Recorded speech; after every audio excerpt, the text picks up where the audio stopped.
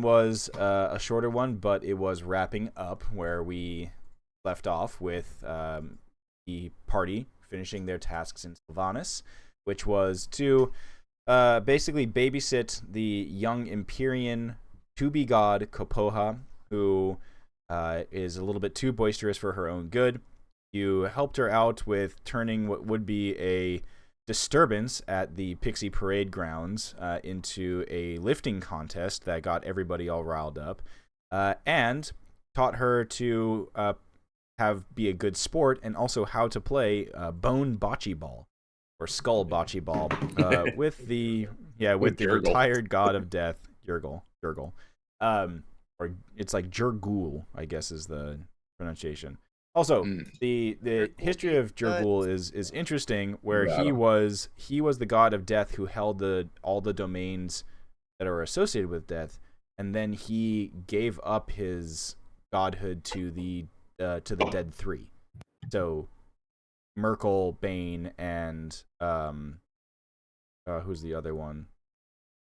Paul, usurped him. Balls. Also Steve Merkel. Yeah. So. Did I take your death? Did I murder you? Siren. Good.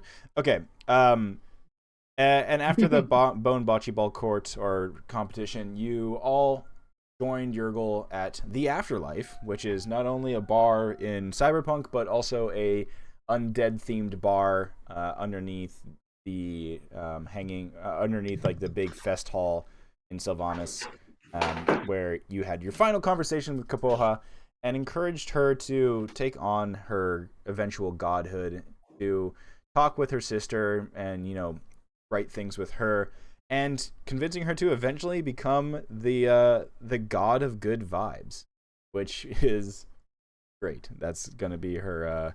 That's gonna be her ascension to godhood. After Kopoha left to go and speak with her sister and her family, the one of the leaders of Sylvanas who put you onto this task found you again and took you over to the gate, which is a well that is hidden in the forest outside of Sylvanas.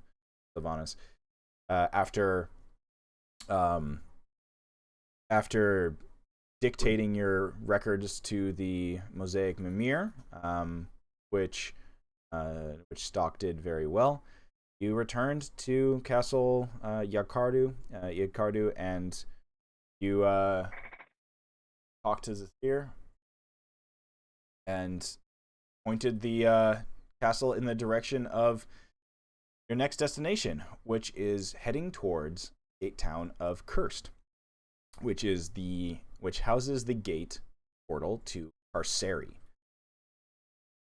Why don't all of you give me a history check, or those who are curious about Carceri as characters, give me a history check. Oh, I am. Hey, I'm gonna do it. I was ninja peeing during the recap. Well, history, you said, right? Hey, Neon, together we got a 20. Yay. so It could have been 0. Sure. both Eli, you know a little bit about this, but Null, for some reason, you know much more about this. The plane of Carceri is literally the plane of imprisonment. It's cheating. He's a robot. It's the plane where it's one of the lower planes where it is just a one giant prison plane. Kind of crazy. Oh, it's Oklahoma. Oh, so when's Nicolas Cage showing up? Got it. It's also known as Tartarus. That makes sense, actually. It is. That can travel through time, right? What was that? Go to That hell. can travel through time, No, right? just stop. Just stop. But the castle trundles onwards towards its destination, which it will reach in some time. However, not but a few hours into your travels, suddenly the castle, or you hear a loud thud as something extremely heavy lands on the castle. And you also feel the castle itself sag beneath the weight of whatever just landed on. You can kind of hear the stone, something like big talons and claws grinding on the stones of the castle buttresses outside. You all hear the sound of large, like, you almost hear the sound of the wings unfurling and furling and going behind and closing as you look out the window from where you are in the kind of like kitchen area of the castle, and you see a large opalescent skinned or scaled dragon perched on the outer railing of the castle.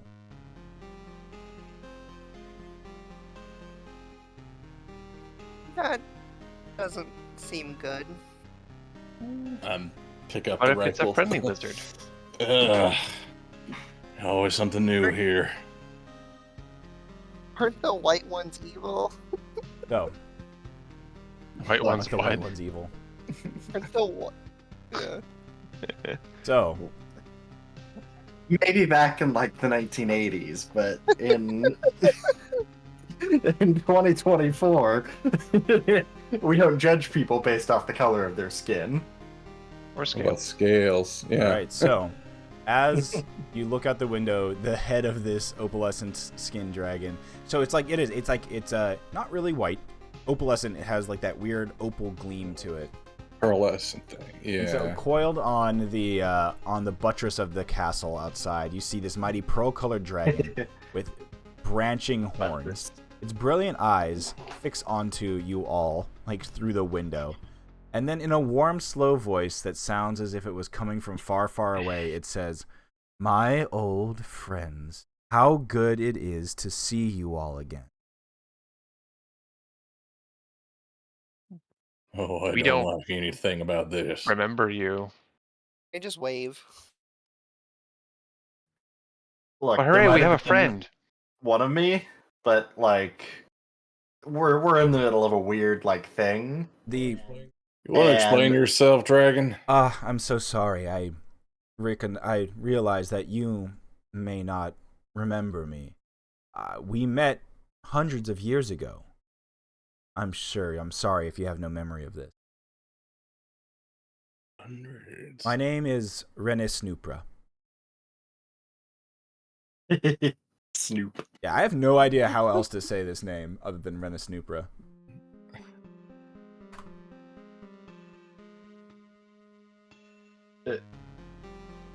Rene Snupra? Rene Snupra. Ra, Snoopra, Renesnoopra. Renesnoopra, Renesnoopra, Renesnoopra?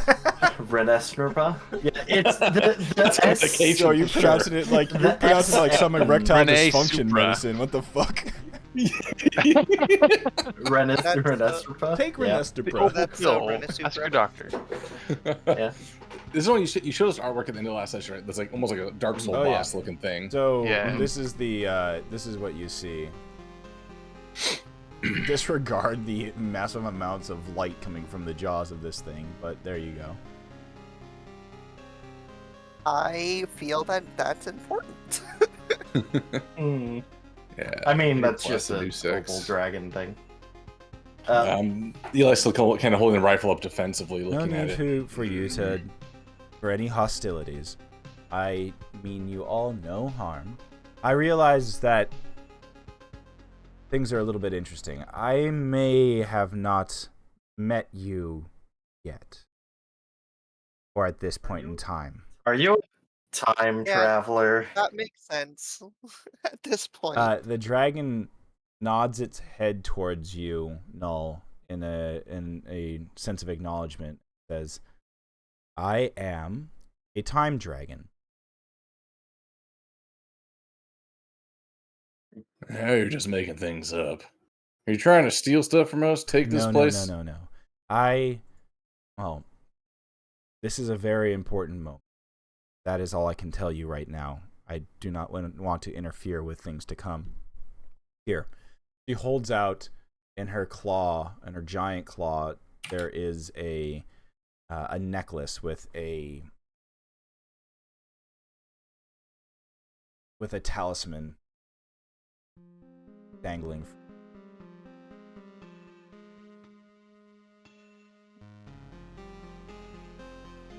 I'm not gonna take any steps closer. Someone else can grab it.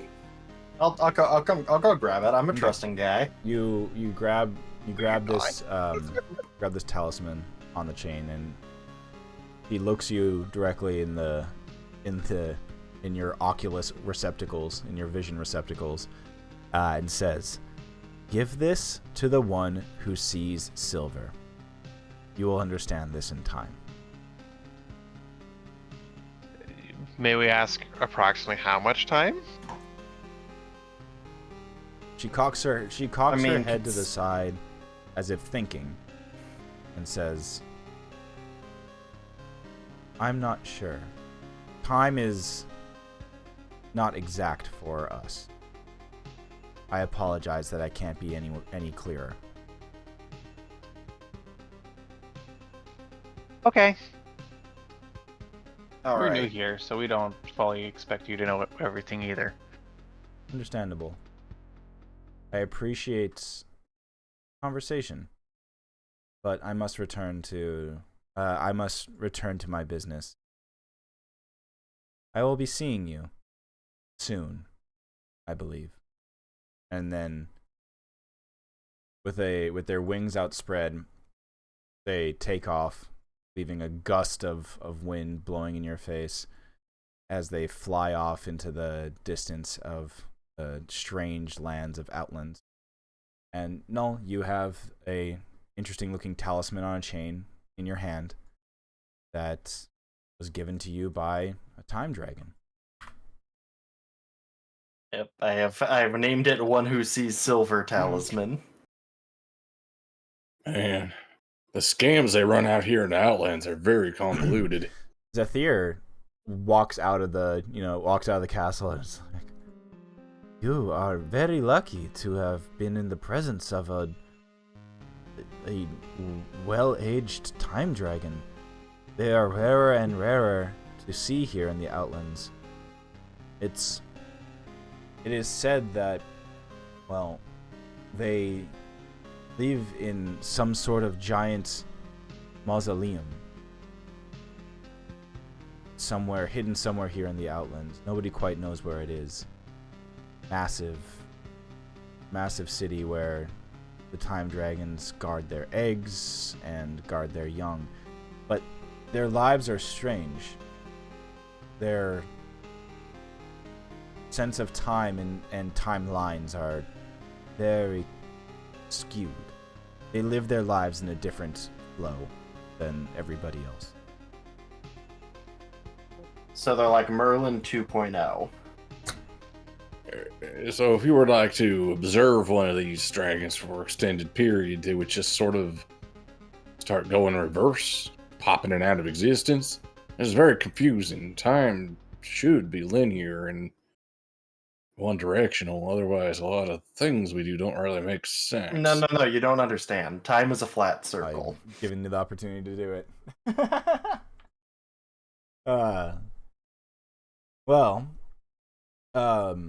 Zephyr looks into the distance at the kind of now speck of Renes Nupra leaving and flying away, and they say, "Well, interesting interactions, but I guess we should continue onwards. I will instruct the castle to continue its pace towards Carceri."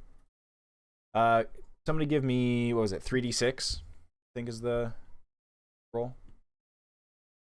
I thought we Did you? did that last time, and that's how we ended up here. I thought that was the case. Let me scroll back up. Maybe we didn't. Never mind. I thought that's how we ended it. No, I ended it with just saying that the thing, The dragon showed up. the dragon returned somehow. We just had a little. It's like the trailer Yeah. at the end of the episode for what's gonna happen. On the so. next episode. Gotcha. Uh, Next time on Dragon Yeah, Ball somebody give me Z. 3d6. Anybody. I'm willing to do one, but somebody else has to do the other two. That's done.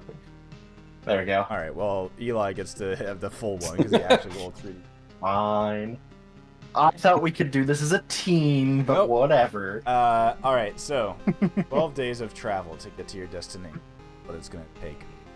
Oh damn! And God, all right. The first day of travel. Eli, can you just give me a d12?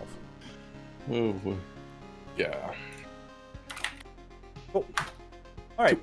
So, fairly early on in your travel, as the castle Yedkaru trundles across the plains of the Outlands, making its way through deserts and a desert biome, crunching through what seems to be some sort of low scrublands area, and then suddenly making like a 180 turn of now going through what feels like Arctic tundra. On day 2, as the evening, in the middle of the nighttime, getting late at night, the castle is just stomping forward, slowly making its way towards its destination. You are all awakened by the sound of howls, like cackling howls, fairly close. Looking out, you can see that you are in some sort of forested area with fireflies glowing in the trees and some bioluminescent algae or like mushroom, fungi type of stuff in the trees as well. And let's see, I think who has the highest passive perception now? Huh. I think it's probably me. Melis is 17.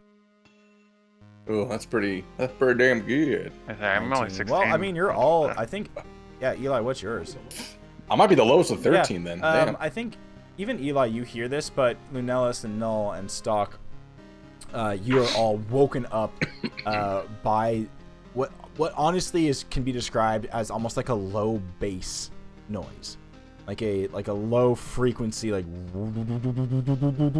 Oh no, we found yeah. concert. It sounds like there's like a subwoofer. Bass Sounds like there's a cannon. short burst of like subwoofer in the distance, like. I was thinking like this in the next room. Well, it's a short burst, and you all of you like feel it like a subsonic blast through your bodies, and it wakes you all up. That isn't good, I don't think. I'll get up and I wouldn't have been asleep actually at all. You would have been on technically. low power mode. Yeah. I would have been like fucking session 1 where not session 1, early session though, where I just ended up in the trash. Nice. Yeah, you look around, you can see that some of the other like your other crew members, the tieflings, are like up and like rubbing their eyes, looking out the window. The succubus is also in some like really skimpy nightgown and just like walking out of their room. Yeah, you taking a look, Null?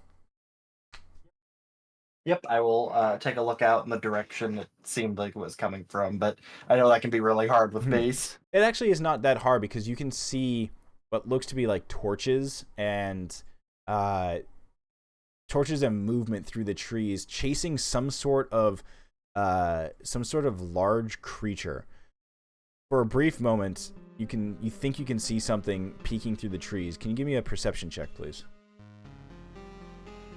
Yeah, I can do that. Nice. So you see through the gap in a tree this green bird / skinned, almost like a large deer-like creature, quadrupedal, and it's running at pace. Long neck that raises up, and you can see it look to the sky, or look to the night sky above, and it has these 2 horns that curve off the side of its head, almost forming a ring behind it, or like a ring, kind of like a halo-like ring. And you watch as, miraculously, interestingly, a small planet-like moon appears within the ring. And you look and can see that around it, the bark of the trees and the leaves on the tops of the trees seem to almost be floating as if gravity has changed. That's odd. Hey, we got a giant green deer with gravity powers, I And think. and as you call that out, you hear, looking up. you see it, Null, almost like stumble in pain, as then you catch that there is a pack of what looks to be like bipedal, furred, gnashing teeth monstrosities, humanoid-looking things chasing it, carrying strange banners on their backs, kind of like, you know, your typical whatever, like samurai banner type thing. And then as the night air grows still for a moment, you hear the telltale sound of gnolls laughing maniacally. Guys, I usually don't like to get involved, but this thing somehow seems important, and I don't know why, but it's getting attacked. Eli's probably looking through the scope to get a closer look at these things, and he's got a full poof tail. Ugh, I hate gnolls. No, what is attacking it? Eli, can you give me a perception check with advantage since you're looking through your scope? Yes. Nice. Oh, So, perfect. as we see the camera like through your rifle scope as you're just kind of tracking where these things are, what you are able to see is that these gnolls, there's a couple of them that just have like wicked-looking blades in their hands as they're running animal-like close to the ground, chasing this thing, nipping at its heels almost.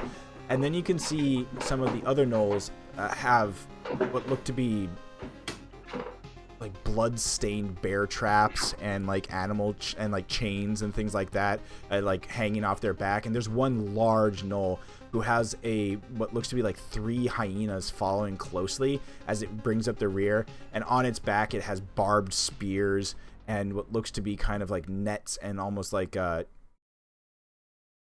of boluses, you know, or bolos. Yeah. Yeah, the exactly. tripping, like you can see those hanging Yeah. off of its hide belt, and you can see that they look like they're rusted, like the wires that they are on them, these sharp wires that are around them, they look like they have covered with rust, and you realize it's dried blood. Ew. And all of them, I don't have a way to I don't have like a drawing or example of this, but a couple of these gnolls that seem to be kind of like the more like the grunt gnolls have these flags or banners on their backs raised up kind of as battle standards. What looks to be a like an animal skull, like some sort of predator animal skull with 3 red slash marks down the center of it, like painted down the center of it, what looks to be like bloody slash marks. Is that something I recognize? You can give me a history check. Okay. Does we'll it do does it that. happen to Yeah. look like this? Well, yeah, kind of. That's kind of what I would imagine it looks like, yeah. No association with wherever you found that, but yes, that's very close. Yep. I would imagine there's no association, but The yeah. white thing. You have no Yep. idea, Eli. They look like it's some sort of... All right. I think all you can really discern is that this definitely looks like they are very violent, and this is some sort of hunting or probably poaching party. Yeah, I'll drop the or put the scope down, look over to Noel's like, yeah, as much as I want to get to the next place and learn what we need, I think we should probably intervene here. It does not look like this is not right. We should get involved. How far away is this? You see... Oh, it's not that far. Like, we're talking probably like 200, 300 feet. We yell over to Zathier to move us closer. Um, Yeah, so you call it to Zathir. Yep. Yeah, so pull get us close into to the those jack. gnolls. Yeah. We'll take shots, but we have to get down on the ground and take these things out. Just drop us down when we get close, and I'll get Okay. prepped up. So you hear them from up above. You got it. Yadkar is settling down, and you feel the castle come to a halt, and with a thud and a cloud of dust, it lands at the edge of this corpse of trees, and you catch, like, you can see in the distance, you can see the torches kind of dancing through the trees as the fireflies and glowing mushrooms kind of light the area around you. You can hear a loud bellow again as whatever this creature is in distress, and then another, you all feel it even bigger this time, another loud, just like loud bass feeling as that reverberates through your chests.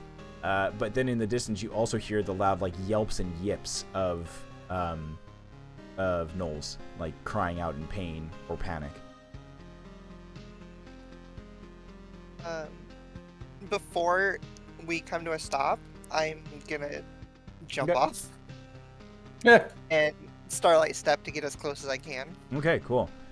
Unoccupied space, you can see mentally teleport to 30 feet. Okay, so you get closer as we get that anime moment of you falling through the air, your clothing flapping in the wind as behind you. It's not that anime. She's not that coordinated. All right, then just kind of caterwauling and tumbling through the air as you see the castle Yadkar is slowly, descending behind you, and your compatriots at the edge of it, ready to jump off as well.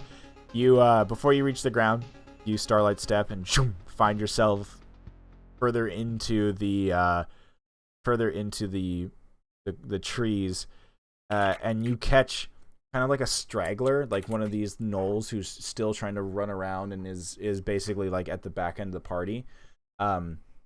As they kind of turn and see you there, they have a giant rickus grin across their face. You can see that there's blood in their gums, and they're wielding like a gnarly looking hatchet, and they just let out the cackle, like, and then just continue sprinting off towards where the rest of the noise and action is happening.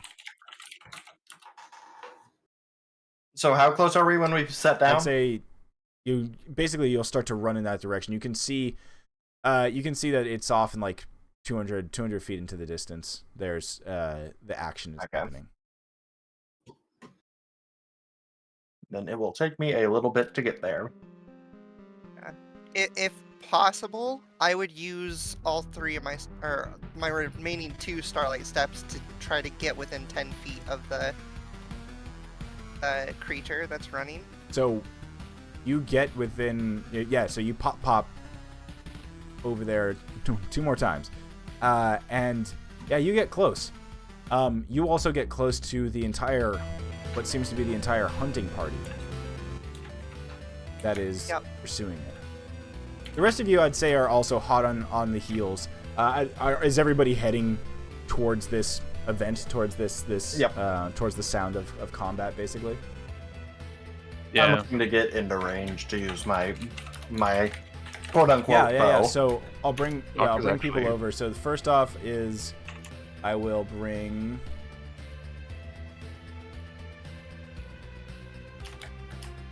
Stalker's actually pretty fast. Got 45 movement speed. Damn. Goopy Monk. boy using the Zaki. Just turn into a puddle and quicksilver just along the ground. Just your typical. Just monk. Give me a quick moment. So you. Damn it, Troy. Beat you to it.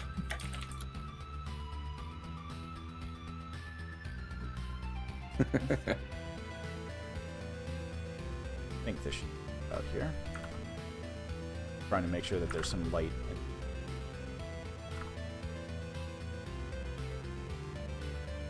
Oh yeah, there definitely.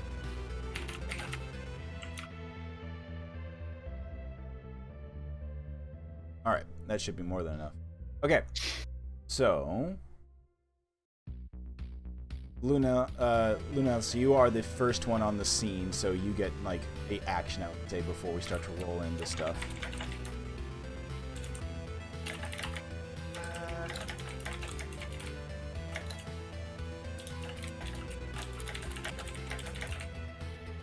What do you want to do? Yeah, what I wanted to do, I realize I can't do, so I'm adjusting it a little bit. I'm going to like keep, or I don't know if I can keep pace, but keep behind the thing that's running and turn around and cast Trench. Trench. Trench. What the fuck? I cast World War One. Like right in front of the Null party. That's mobilization table. So I'm gonna move some things around a bit more. Also, Lunellus, you as you arrive on the scene, you see like maybe about like half dozen crushed null bodies. Like they seem to be like Just flattened. piling into this. I love it. Does it? Do they have prints that are No, similar no to prints the hooves at all. of this creature?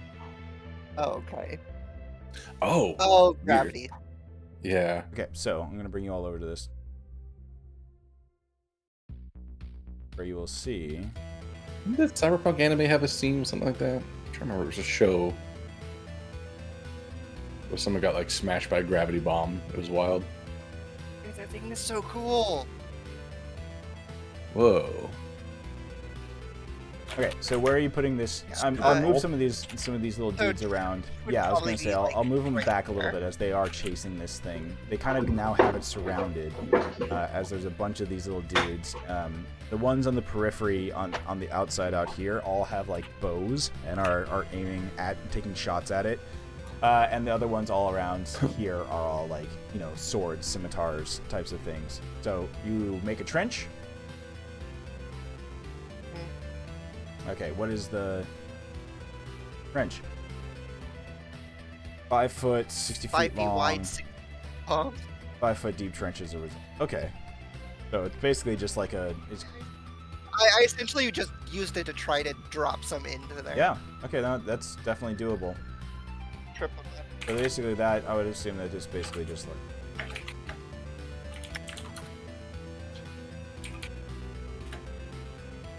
Something that's basically just like there.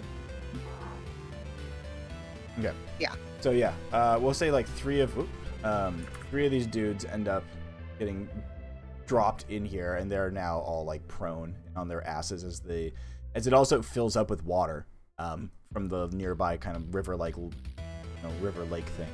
right here. The Minecraft. And the rest of the party is there at the periphery. I think we can roll for initiative now if you'd like to. Let's get it. Alright. Initiative. Okay. And it's been a hot minute since I've consistently played characters I without know. Gift of Alacrity. It's so natural to me to check if I've used it today. All this fun.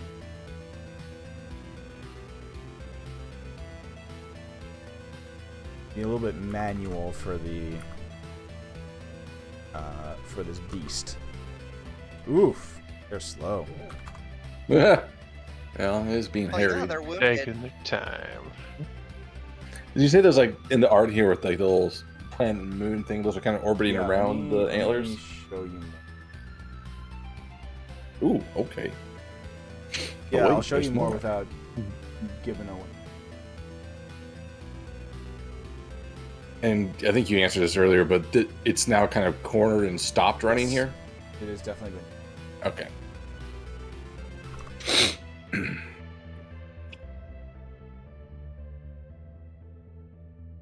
Whoa. Dude, that thing I is love so it. cool. So yeah, It's like a llama. you see A very Um, big one. it has this like range. Yeah, there's definitely something odd. Oh, it's like a ring around it too. Yeah. Okay. That's let me cool. Just roll. I'm gonna not have all these dudes be have their each kind of grouping of things are gonna go at their own time. That makes things a lot easier. I also dig the choice to do gravity magic and not just make it purple. Oh, is my I think.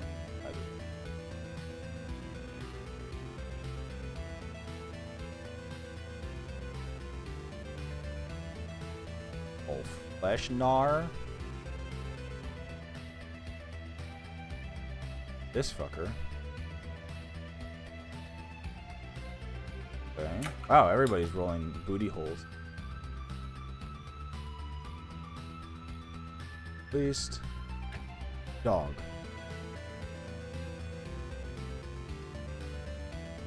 Okay. You are up first, Lunellus.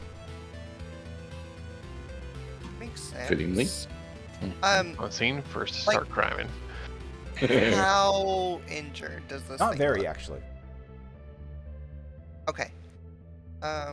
So then I will. Can I see the leader from where I am? Yes. You can see him. It's this dude. Oh, is this him? That's him. Oh. Okay. What a nice Okay. guy. I am.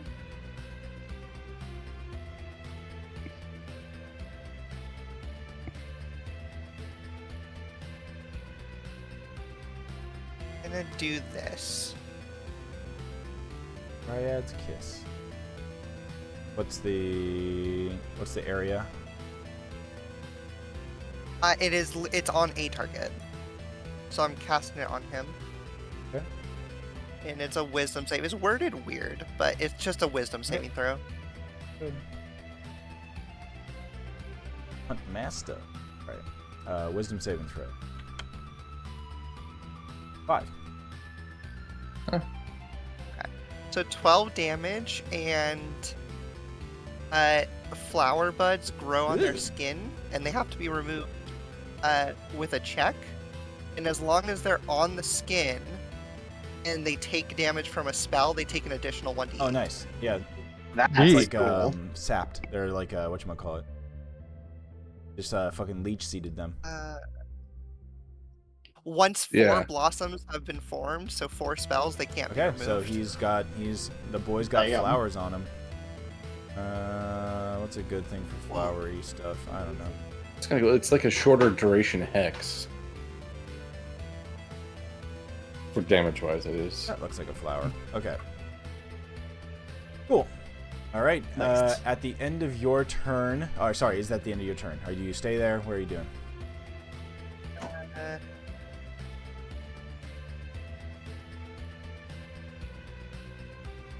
we. I thought I could do my Yumi thing, but they have to be humanoid. So I'm gonna stay close. And is this a bonus action? Yes, it is. And I'm going to cast this. If it'll let me. There we go. Okay. Bonus action. Good. Oh, it's a concentration. Never You're concentrating mind. the other thing. I can't Yeah. do that. Rip. Yeah, the other one's concentration. It is a rip. Then I don't think I really have. Bonus action, finger guns. Okay.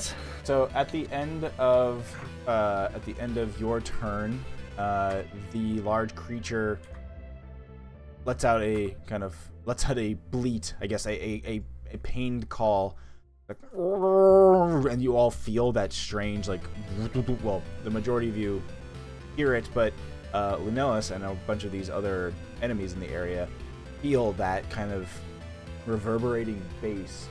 As I need everybody, including Lunellus, to, well, just it's Lunellus and then all these gnolls.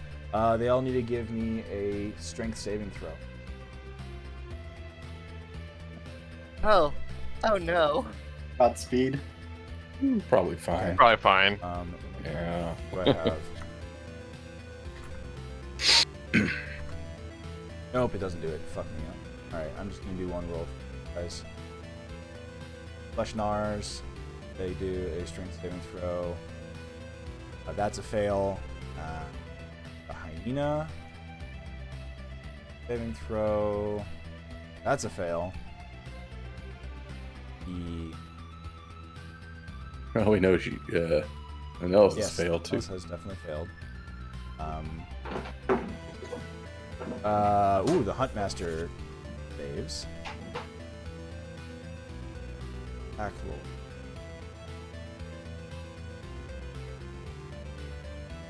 I think this is the guy that was rolling. Yeah, get out of here, fucking always whisper. Go away.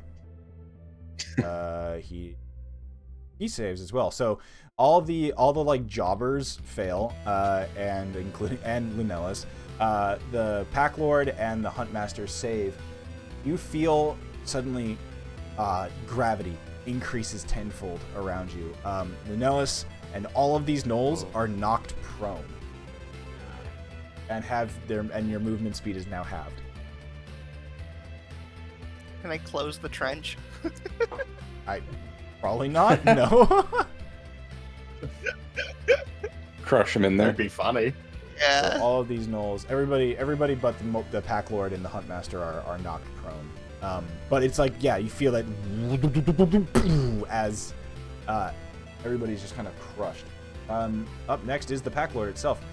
Immediately, the Pack Lord sees all of its compatriots and all the other battle dudes. Better dex than me. Wait, what? I have an 18. Oh yeah, you definitely win. Go ahead. Okay. I just wanted to because I don't want it getting away from this 20-foot cube. In which I'm going to do that. Poison volley, nice. Poison. It's centered on. Can you cube it up again? I know. Yep, it is. Boop. Oh, it says poison too. They fail. Mm-hmm. Great. Okay. I see. All right. Cool. So they're all prone. That doesn't affect the. Doesn't really affect. Doesn't affect con saves now. 4. All right. So 4 rolls for the Flesh Nars. Con saves here. 1, 2, 3, 4. 3 of them fail. 1 of them saves. So they don't become poisoned and take half damage. So one of them takes damage. There. And then the other ones take all full damage and are now poisoned. Just ouchies. Indeed. Okay. Are you doing any? I have to finish rolling for their homies. But is there any bonus actions that you're going to be doing as well? I don't think so. I think we're good All right. So the hyenas need with to do that. 4 con saves. 1, 2, 3. I mean, They I all guess I fail could as well. technically- With Beautiful. that volley, no, the hyenas, the like hunting hyenas, all die. Nice. Oh, The Pack Lord, he rolled on save an 18. He'll save. He takes half damage, no poison. And then Huntmaster will. Oh, he's not. He's a little bit more dexterous and not. He fails. He'll be poisoned. Full damage. Nice. Very nice. And then just for like flavor's sake, this is essentially like I bring my gun up, I like turn a dial on the side, and then I launch a like canister above them, and it detonates like directly centered above them and like showers them with neat, like really sharp, thin needles covered in Right poison. on. Like it. Okay. Up next is the Pack Lord, who did save. You see his eyes are red. He's foaming at the mouth. He does not care that there's others interfering right now. He's on the hunt, and he will run up and he is going to glaive attack twice. And Can he reach from within the I trench? can crawl up on the other trench. Dude's got enough. speed. So 2 glaive attacks. 22 for 9 slashing damage and a 14 for 11. The 22 hits, the 11 will, or the 14 will miss. So 9 slashing damage. As you watch, there is something odd with the weapons that these guys are wielding. You can tell that they are, they do look vicious, but they are like enhanced, I would say. So you see, they are obviously experienced poachers, if that's what they are, because they have magical weapons. Gotcha. If only for the sense of like, I guess you can find out later, but they definitely don't look any different, but you can tell that they either are like oiled up, enchanted, or whatever it may be to like break through defenses that they encounter. Yeah. Okay. The Gnoll hunters on the outer edge of the area. One of them takes a shot. One of them turns and sees Gnoll and will take a shot at him. So where is these little hunters? There they are. So the Gnoll hunter. Did the pack leader take the extra damage from Oh, whenever he takes a spell. So it's any spell. Howard? Any spell. Whenever he takes, let me read the exact wording. Whenever the target takes damage from a source, other than this spell, yeah. So any damage, period. So yeah, he took damage from Null. So what does he get? It's just Then I extra roll another ahead. 1d8. Sorry, I have a tendency to do that. I apologize. Right. So, Null, the hunter takes out its longbow and just takes 2 shots at you. Pew pew. Middle fingers. An 8, a 10. Sail past. They bounce off Sail of my middle past you, fingers. Yeah. Meanwhile, the other 4 hunters, they are now just continuously taking shots at the creature. So 1, 2, those both hit, dealing 5 and 5. That's 10. You see the barbed arrow tips dig into the haunch, the leg of this creature, and you can see it buckle a little bit as it's basically they're trying to slow this thing down to like nothing. A 19 and a 13. The 19 will hit. A crit for very abysmal damage, and then a 10. Okay. So that is 10, 18, 27. And this thing is basically peppered with arrows, and it basically can't move at this point. Okay. Stock. Okay. Ooh, sorry. Quick pause.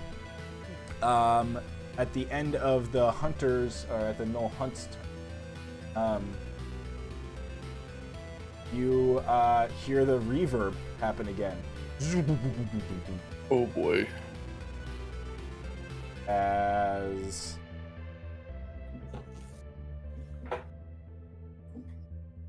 interesting. Yeah. Another DC 17 dexterity saving throw this time from Lunellus, and then the rest of these dudes. Woo! I did it. You certainly rolled. So here comes the Gnars. Gnars. Oh, they do. Nar, har, No. fiddly. Nar How many of them nar. are there? 1, 2, 3, 4, 5. That's called Narnars. Is that the official nomenclature? 1, 2, 3, 4, 5, 6, 7, 8. We could say he's shredding the gnar. 3 Oh. save. Alright, the Gnoll Huntmaster. Saving throw. Saves. Pack Lord. Where are you?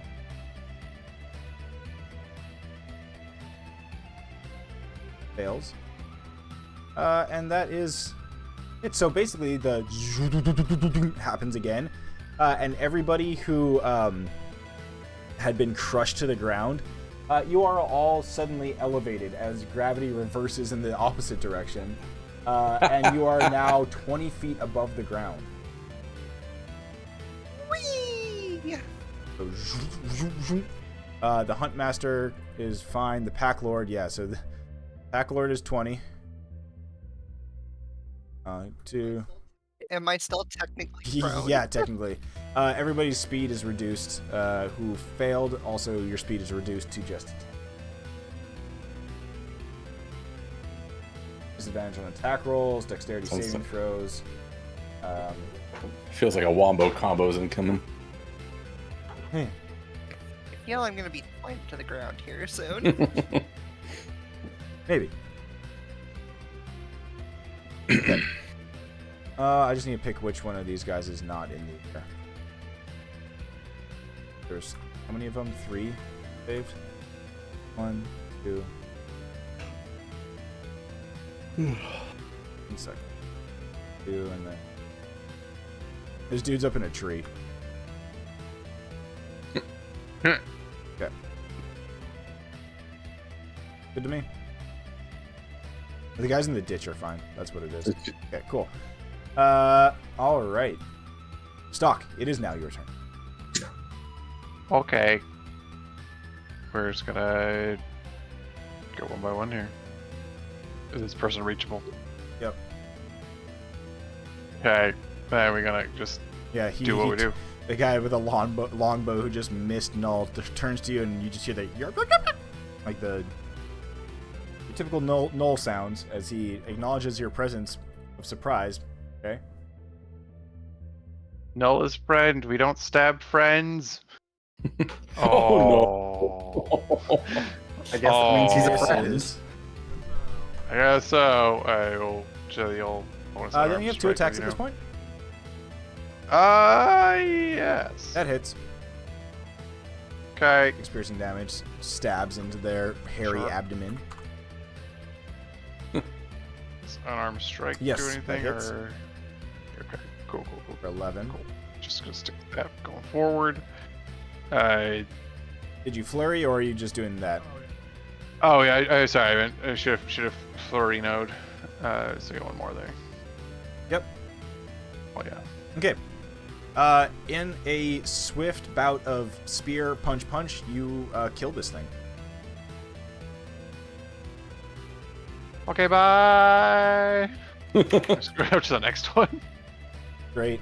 Okay. Yeah. You just drive by basically this Knoll hunter just and boom, just hits the ground in a like just that you get that Street Fighter super finish thing. It's like and he just falls to the ground, all bloodied up. Alrighty, Eli, you are up. Oh boy. Alright, so just generally anyone with a 2 is in the air, correct? Yes, anybody with a 2 is in the air, 20 feet up. And then these 3 are at the bottom of a trench Yeah. that's 5 feet deep. Mhm. Oh, interesting. Just complicated. We'll A just lot of do... terrain movement here. Yeah. I will save that. Yeah, so we're just gonna. Oh, I want to get a little bit closer, but not too close. I'm gonna take a step about here. And this guy who looks important, we're gonna go ahead and line up 2 shots into him. Take the sharpshooter bonus. Try to get everything we can here, and 19. On the important dude. Yes, hits him. The guy, yeah, important looking dude. Yeah, 19 hits. 25 Dude, damage. it is All right. a thunderous shot as you see a fucking like 3-inch hole rip through his shoulder. He nearly All right, falls. He lever nearly falls action. over with that shot. Okay. And an additional Oh 1d8. yeah. Right. Oh, because it's not a spell; it's any damage then. Mm-hmm. Okay, so that's 29 damage total. Yeah, you watch as the flowers on his sprouting from his fur and the skin underneath pulse, and like that's just like sucking the blood out of him. Since he's looking yeah. pretty wounded, I'm gonna try to instead of taking like the very precise shot, I'm just trying to shoot center of mass with this one. So we'll take another shot with the rifle. Well, less carefully. Yep. 20 to hit. I know hits. Absolutely. So Yeah, you just 16. decimate this guy. He just gets. Just two tap him. Boom. Yeah. You see, as he falls, and then you see some of the other gnolls start to panic a bit. And this is a little bit out of character, but seeing he gets a little anxious here, seeing Lunellus in the air and in danger, and something in his instincts tell him he needs to run forward into danger to try to help. So it's going to spend the rest of his movement getting up to the edge of the trench here, even though he's surrounded. Just get closer to help if he can. And bonus action, I don't think I have anything for bonus action. Yeah, no bonus action. Just poses up here and waits for, or slides into his next action, whatever that is, in this combat. All of these, the ravenous gnoll flesh gnars, all the ones that are on the ground immediately pounce on.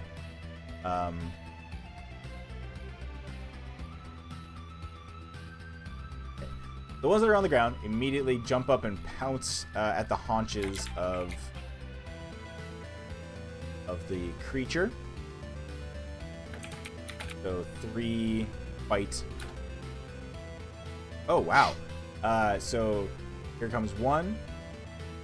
Bite is a miss with 8, and then it has 2 short swords, 1 in each hand, and 14 and 12. The 14 does. The 14 misses. Yeah, both of those miss. Then we get the same thing again from another one. Bite, slash. Those 3 hit. So that is 16 damage total. The damage from the bite does not do as much. So that one is reduced. But watch out. It does chomp into the leg of the creature. And then there's series here. Okay, so one of the short attacks hits from other Gnars. And the rest of these dudes who are like floating in the air, at the end of their turn, they fall 10 feet.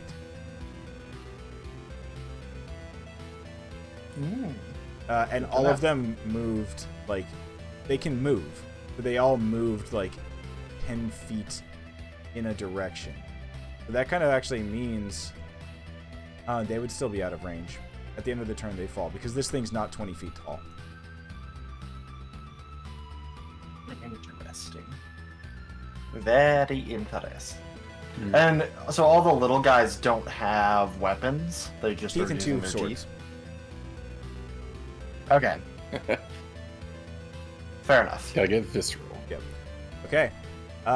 It is now the large creature's turn. They are going to make this. Great. Lunellus, as you're floating in the as you're like floating in front of this thing's face, more or less, its head slowly turns in your direction, and you feel a you feel a look of acknowledgement from this and an understanding as it looks around and sees your compatriots helping and slaying the things behind it. There's an intelligence that this thing has, that it understands the situation. It is not like not just a dumb beast. And then you watch as small moon housed in its in between its horns starts to reverberate and shake, and it centers it suddenly launches the moon. It Oh, what a phrase. launches.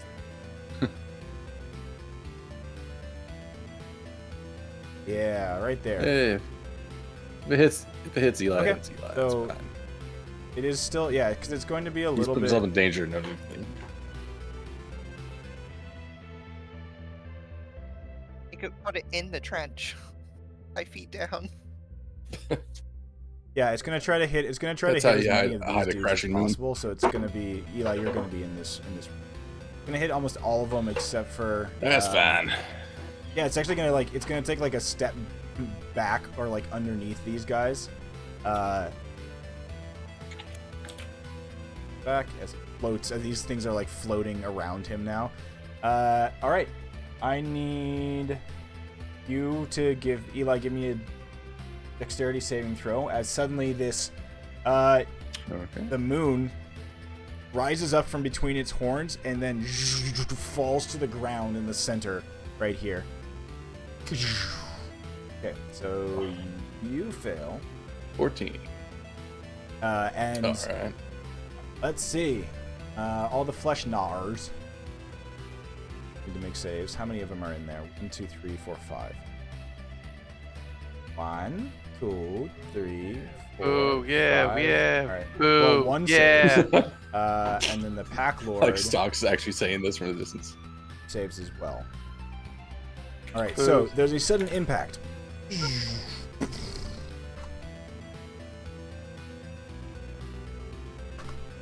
45 damage. As the shit. moon hits the ground and a burst of gravitational energy emanates, like in a 15-foot radius sphere. As there is now a crater in that area, rocks and debris strewn everywhere, as basically like all these gnolls really die. A little better than my trench. The Pack Lord did save, so he takes half damage. Okay. The trench is going to become a crater here in a moment. So the Pack Lord actually still alive. Is Eli? Barely.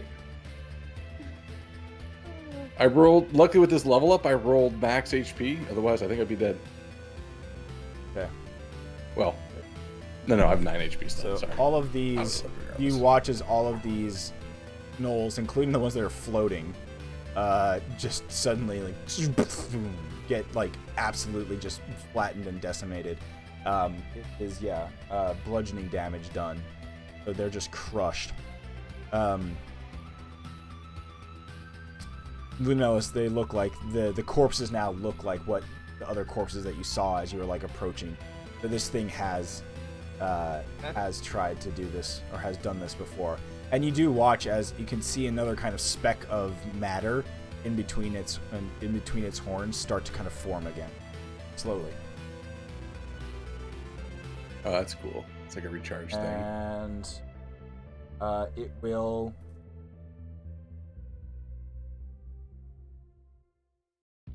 Yeah, it'll once again. It once again shifts the gravity to the Linellis, Eli, and give me dexterity strength saving throws. You know what? Even before this happens, Eli's going to try something as he hears that knows the gravity's about to shift. He's going to throw a vial at Lunellis and is going to cast Featherfall on her since she's in the air. Don't know if it would make a difference or not, but I think it does. In my mind, this is a vial of like foam. Because the creature changes the gravity back to heavy gravity. As Linellis is about to as they're about to like as the gravity changes, suddenly you do not get slammed 20 feet into the ground. Actually, I think the way it works with the magic is it's literally like one of those like expanding foam things. So you do get slammed, but you just bounce. So you are still prone. You are still prone, and you don't take any damage from being smashed down into the ground. Let's see if the pack. So I need to roll. It was strength, right? You said. Yeah. So. Oh, I'm prone after throwing as a that reaction, thing. you throw that, but then you just feel the gravity tenfold on top of you. You just turn into flat cat. True. No damage. No though, damage, right? but It's you are just now on the prone, ground. Just and okay. your movement speed is half. Strength saving throw from him. He saves. So, weirdly enough, the Pack Lord is still in the air. Doesn't. Oh no. I think he just falls because he doesn't get because the gravity. This is the thing of this is it changes the gravity field around this creature. So there's no more floating. It's no zero Okay. gravity. So he drops 20 feet, but doesn't get like, but not like with a crushing blow. I'll see if he, because he saved, he just lands on his. All right. Lunellis, you are on the ground. Return. So I am prone, and my movement speed is half. And all these other little gnolls here just all flop to the ground too. Okay, so seeing Eli getting fucking donked. Yes.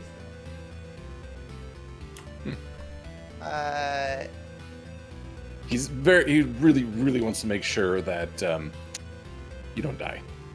For reasons. Do not need the other one. Yeah. There's two parts. One's very protective, and one is just please do not send the other ones back. Where is it? Roll in All your right, character so all these sheet. little I'm gnolls take Trying one. to delete. Do it. They stub their toes. Okay. Before I get up, I'm gonna target the Yep. Pack Lord and Eli. And I'm gonna cast this at that's the wrong level. I was gonna cast it at 3rd level, but it didn't give me the option. Weird. I don't know what this does. Sounds like you're sucking me dry. So I'm going Nice. to take health away from the Pack Lord and give it to Eli. Oh, okay. You can infuse from one to another. Pack Got Lord it. needs to make a save though. Yep. On save. Fails. Okay. And I'm going to be casting it at 3rd level, so that is an additional 2d4. 2d4. Nice. So 8 poison damage. That means I regain 8, or do I regain it? Regain half. Right. Half. Okay. So, So that'd be 4. really strong if that was 1-to-1. Still strong. Isn't that a 3rd level spell? Life transference? Something like that? Maybe.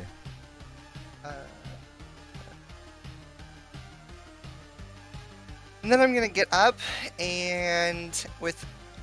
So what is half of 15 speed? 7. In D&D terms, it's 10. It takes you 10 feet of movement to stand. If it's 10, I'm gonna go here, and then I'm gonna use my bonus action to be Yumi on Eli. Oh god.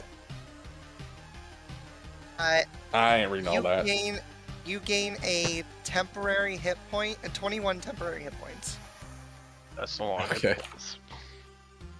As you're doing that, I would be getting back. Well, when it's my turn, I'll be standing up. But thematically, I'd be getting back up. No, get the hell out of here! I'm trying to keep you safe. Showing my Don't you disapproval understand? of you. That staying makes here. her safe. Because she's Yumi, and she can't be targeted now. I am literally in your bloodstream. That this feels wrong. Awesome. All right. At the end of your turn, Lunellis, is that the end of your turn?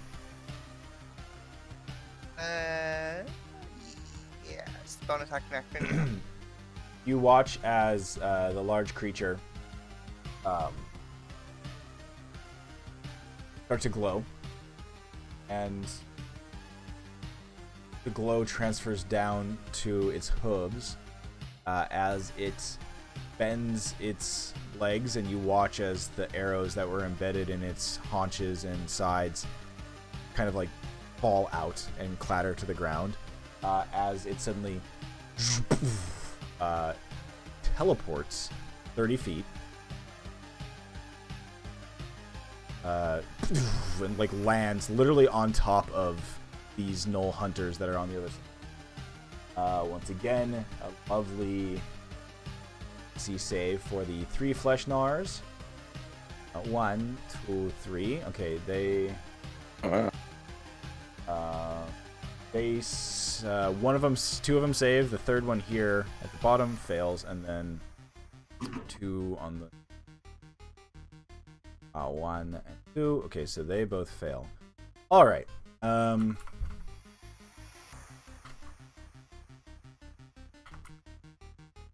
Right, so 10 bludgeoning damage on the ones that fail, and then they're also pushed 10 feet away. These guys both fail, so they're pushed that way and that way. They both take 10 damage. That was one of the legendary actions. A little bit more cool. All right. Spicy. Spicier, yes. Okay. Null.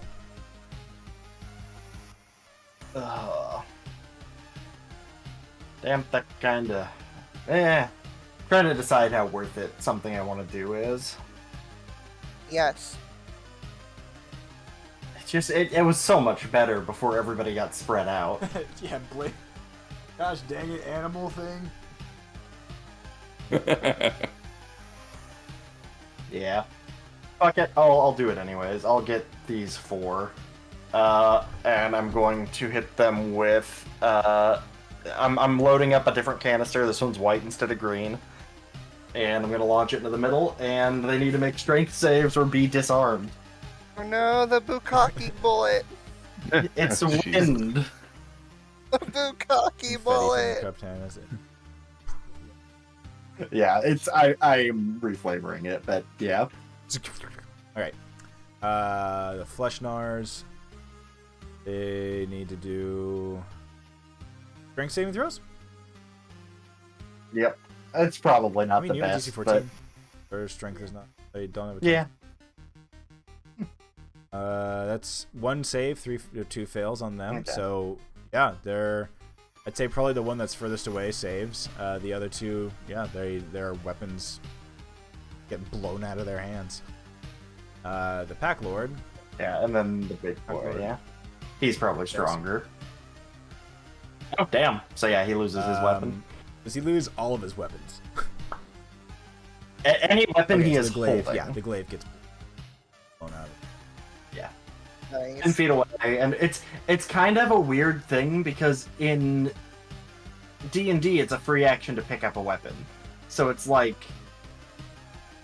in hindsight, this is not that great of a spell. It means they have to go 10 feet out of their way to pick it up. I think that's but- the main thing. So I guess that's good. It also means Yeah. that it also is an interesting situational thing where that means that until it's their turn, their like reactions for like attacks of opportunity would be shit Mhm. too. Yeah. Or if they have anything that needs a weapon. Okay. Any bonus action though? Bonus action.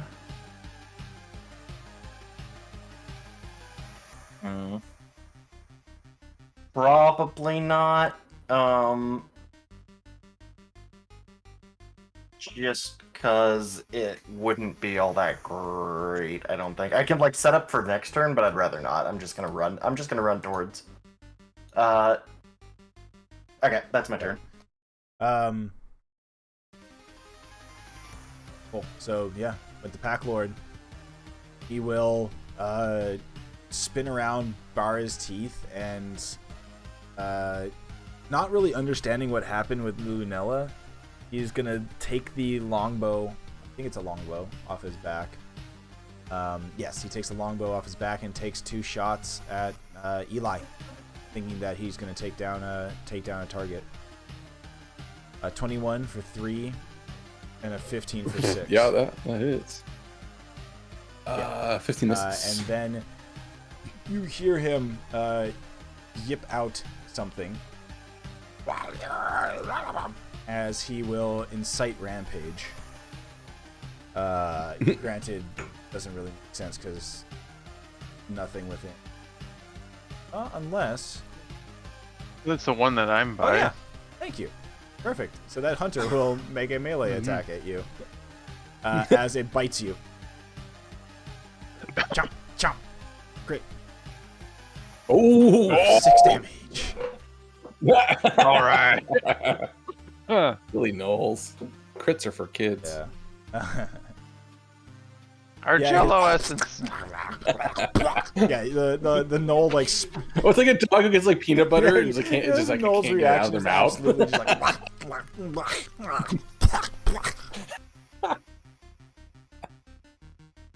Oh my god. Amazing. Oh, interesting. Okay, cool. So, Knoll Hunter. There's 3 of them now. They will continue to. These 2. Let me just have them do a Wisdom save. Dumb. One of them fucking books it. This one tries to book it. It's running away. And the giant thing slams a hoof down on its back.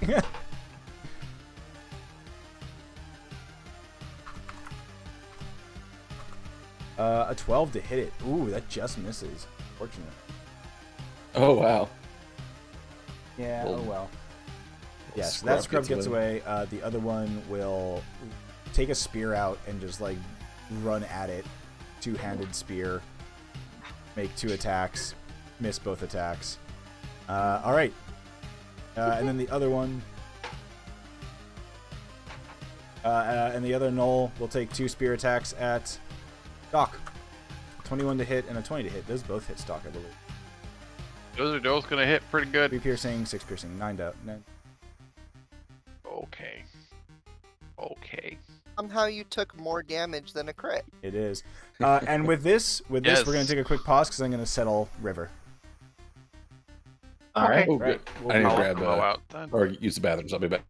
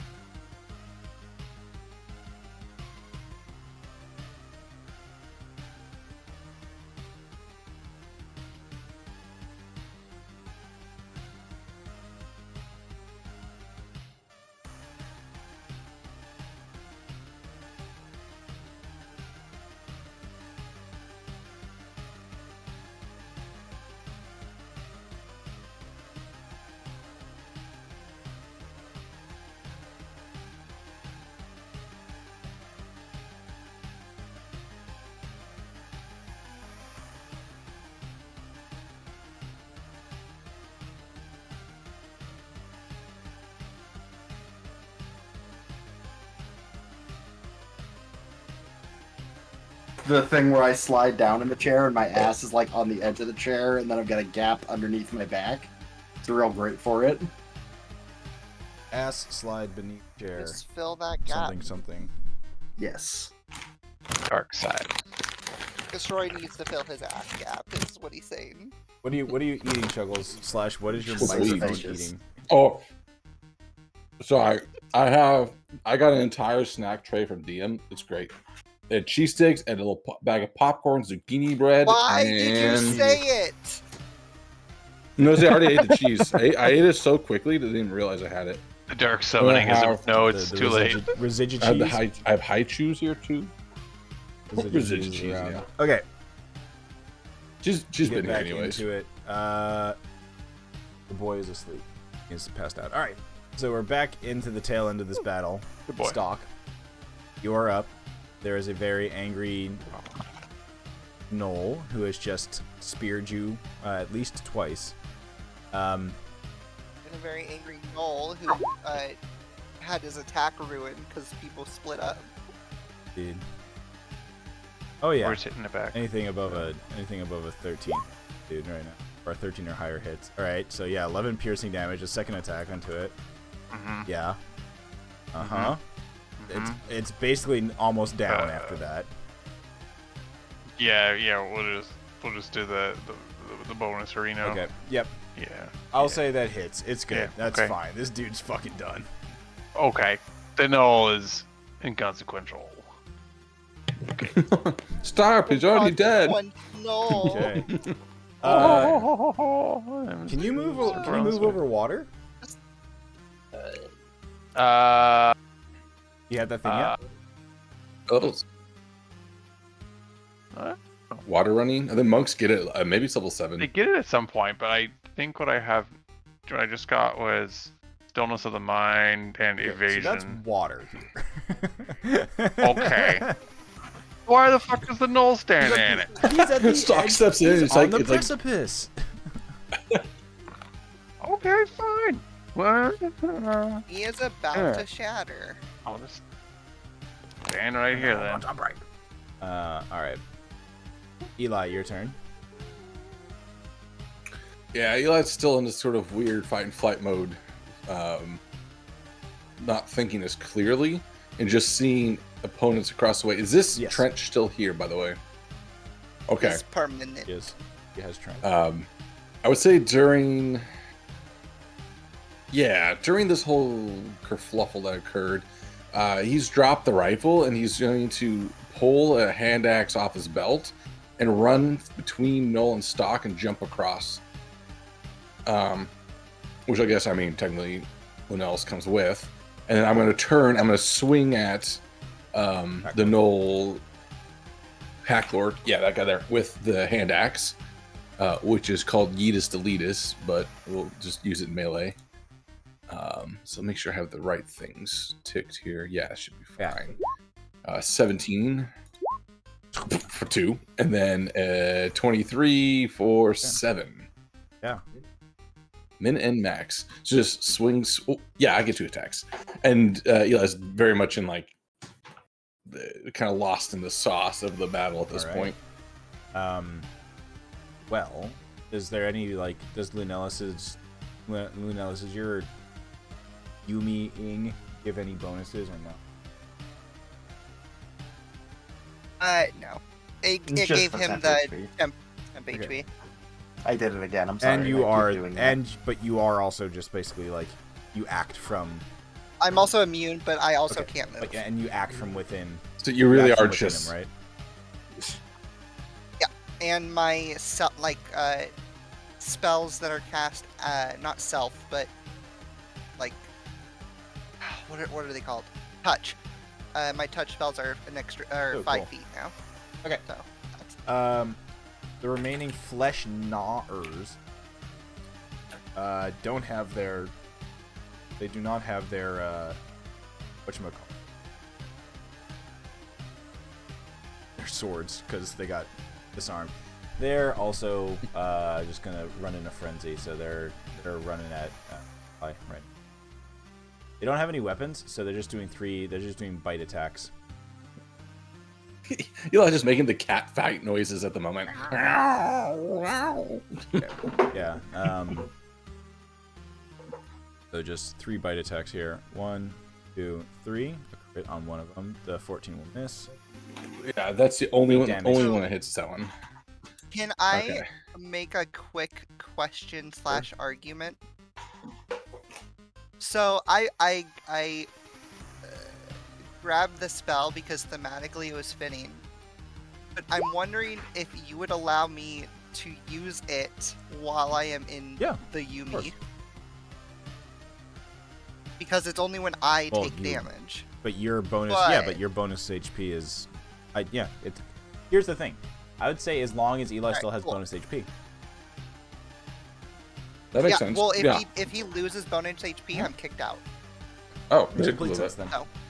that double makes sense. because you've spent your HP to get in there, right? Yeah, so that Cool. Totally. Yeah. makes sense. So that was I'm at 10 temp still. So Yeah. So go ahead and so use good. this. All right, cool. So Dex saving throw, DC 15. Oh, up to 3. So all 3 of them, huh? Only if it dealt damage. Oh. Oh yeah, it's Oh. only the one that hit. Oh me. yeah, no. Only one hit, but I can select all Yeah, it 3. So sprays- yeah. Sprays Oh, out, so- Eli. Yeah, as the one bites you, Eli, they're like where it bites This is wild. your blood. Even though I'll let Neon. You can describe it what this would look like, because it's basically from within you're attacking from within his blood. I would Like a assume it wild. would be like when they bite. It's like Luna is a protective film of blood that just lashes out when the skin is broken. Blood tentacles from the wound. All right, so Pretty one of them takes much. 5 damage. The other 2 saved, and it is save or suck it seems. Well, that also makes sense, being that that's a lot of efficiency for one spell. All right, so Mhm. now the creature is its turn, and gains back its thingies. It will stomp the ground in front of it. So it rears up.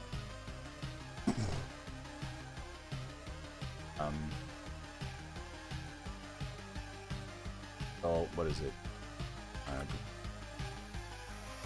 Okay, that now finally hits. So it stomps down on this lovely dude, dealing 24 damage. Just crushes. that knoll is just absolutely smashed. And then it charges this way, and rears up again, and we'll do. Definitely hits 26. Now dealing, because it charged in a straight line, and the hoof attack, it deals now instead of.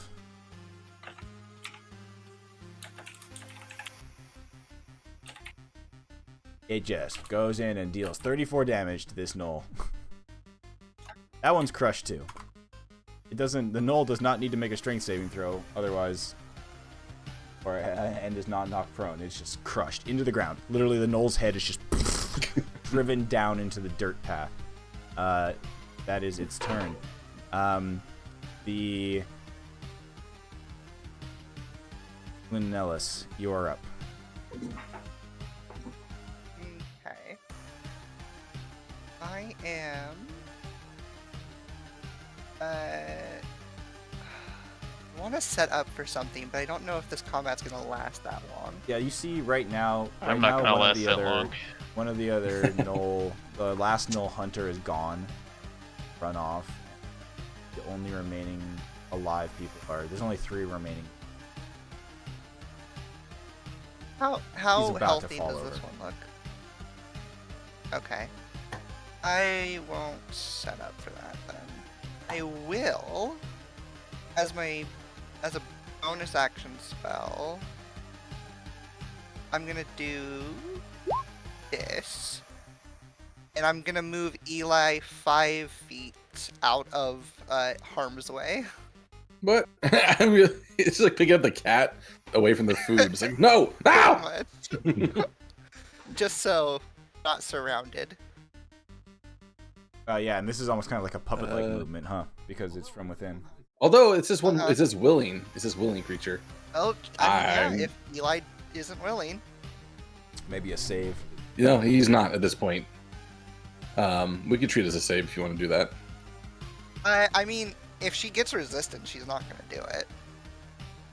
Yeah, She's not going you to get a force sense. him. She's just trying to help. You get an odd sense that there's like a little bit of a feral side just came out you haven't seen before, so does not want to leave this fight at the moment.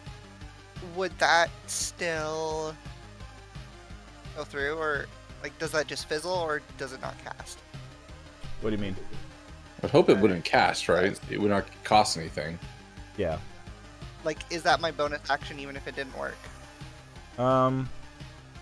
Yes, it would be your bonus. Okay. So then I am going to. He's not gonna leave. I am going to. From the wound that he took from the bite, a slash of blood is gonna go to the pack leader. Is that what it was? No, pack hunter, whatever it is. 24 to hit. That will hit.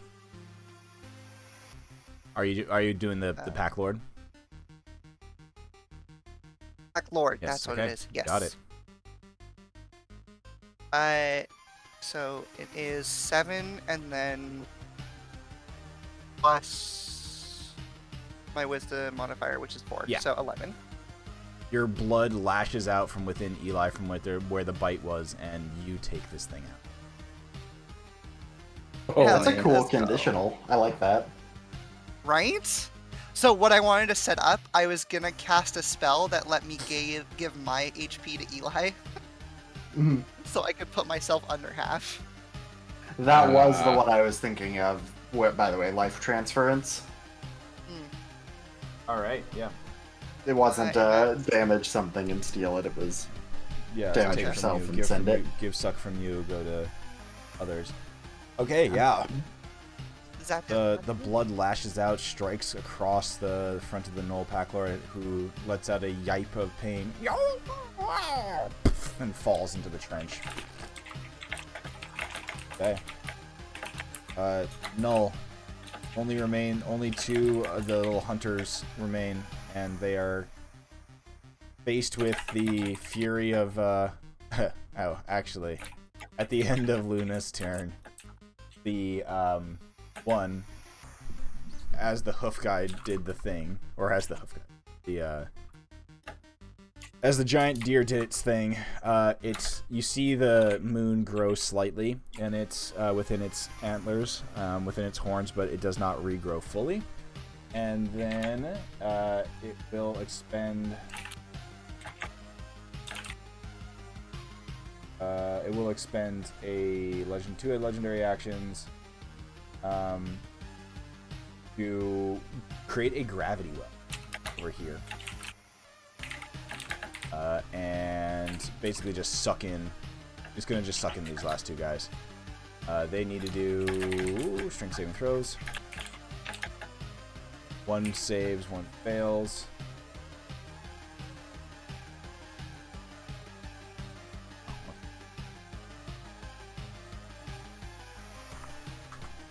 Seven damage to the one that failed. And gets sucked back in that direction. Gets the suckening back in that direction. The other one does not get sucked.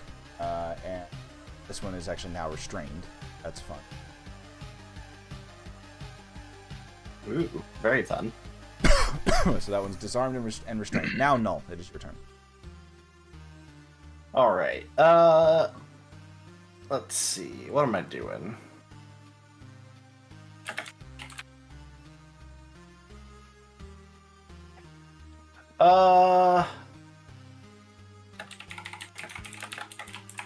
Seeing the restrained run in the back and seeing that Eli seems to have this under control and not exactly understanding where Lunalis is, and the fact that that's not Eli making blood whips.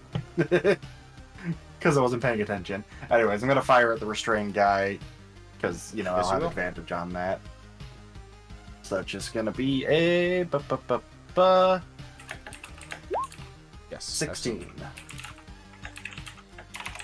And that'll deal 7. Roll again because you have advantage. Oh, yeah, that's right. Okay. Yeah, so 18. 7 damage. And then second attack. Advantage here again. Yep, I actually clicked Yeah, it this absolutely. time. 21. So 7. For another 7. I'm Consistent damage. consistent. Alright, so with 2 quick shots, you're able to, yeah, the first one previously wounds him. The second one takes him out. Are these just precision shots? What is Null's take out, or how does Null take him out? Yeah, I'm imagining this thing is like, in like the like this gravity well, like kind of like orbiting around the center of it. So the first one just kind of like spins it so that its head is facing towards me, and the second one goes right through the head. Nice. Yep. Down it goes. Alrighty. The Pack Lord is done. The Null Hunters are all gone. Stock. You see one final enemy in front of you. Your liquid fury to be unleashed upon it.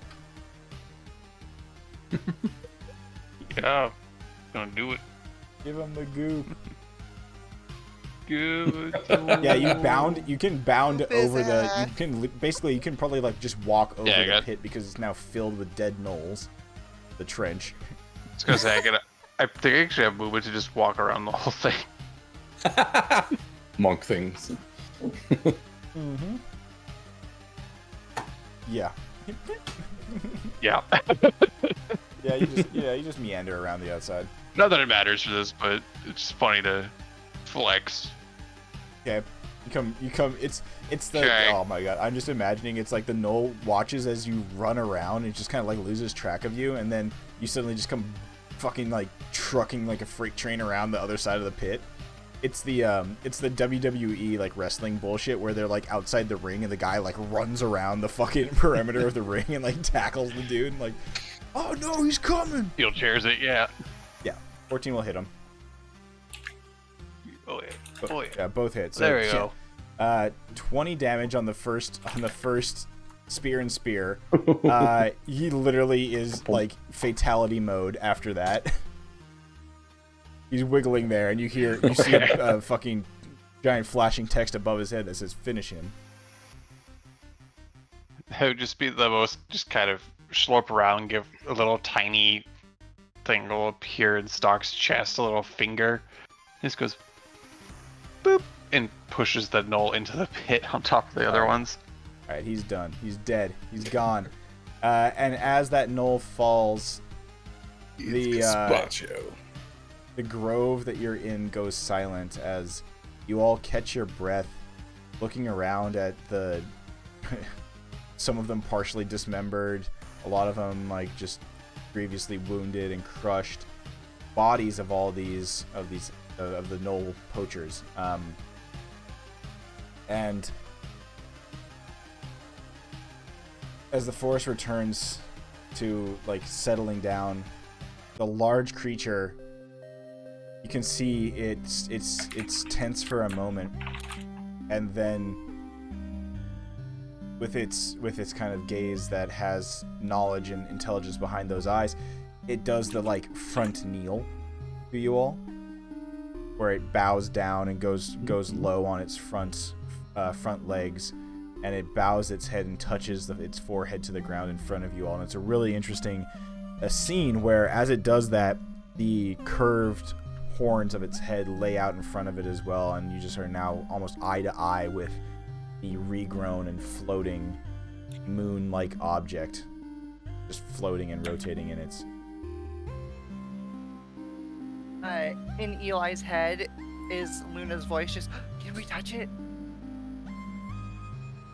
Eli's pretty much coming out of a haze at this point, breathing heavily, looking something like this, and then recovering from this mode. And then it starts. He's breathing like breathing super heavy and everything. It doesn't really respond to you. Just looks around, taking into account what's going on. But Yella does not move.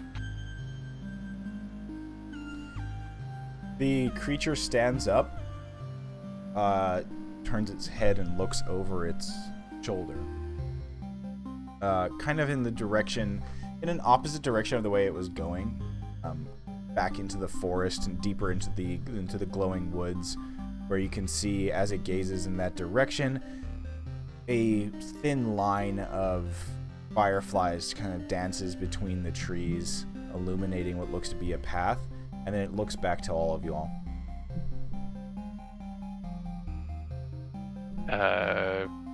Yeah. Yeah, I'll follow We it. check if it's gonna Yeah, want us it to starts follow. walking in that direction. Here's the thing, even if it doesn't want us to follow it, I'm following it because it's fucking making a glowy path. I'm gonna follow the gravity shifting monstrosity. Yes. As is my right. It's shaped like a friend, okay? It is shaped like a friend. Hard to deny. Eli, how much temp HP do you still have? 10. Okay.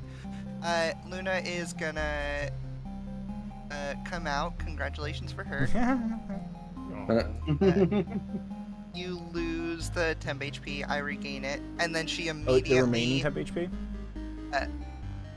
Yeah, so whatever he had left when I exit, I get that back as health. Right, it's just that you're like transferring it short Sorry, term. earthquake. Whoa. Whoa, Tripping. earthquake. And then almost immediately, I'm going to cast Life Transference.